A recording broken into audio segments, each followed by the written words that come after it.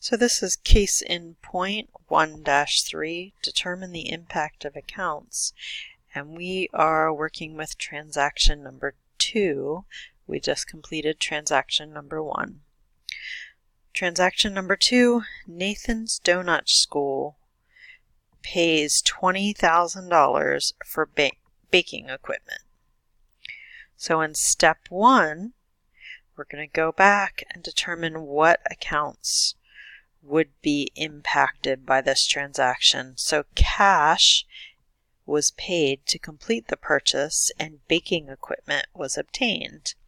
Therefore, the cash and equipment accounts are impacted.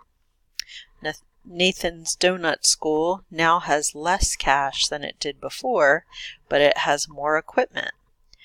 Therefore, the cash account has decreased by $20,000.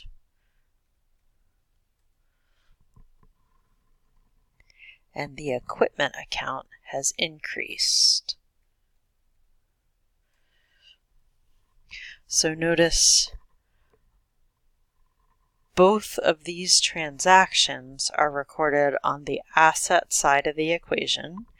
Assets were increased, the equipment was increased, and the cash account was decreased. The net effect being 0 and keeping the accounting equation in balance.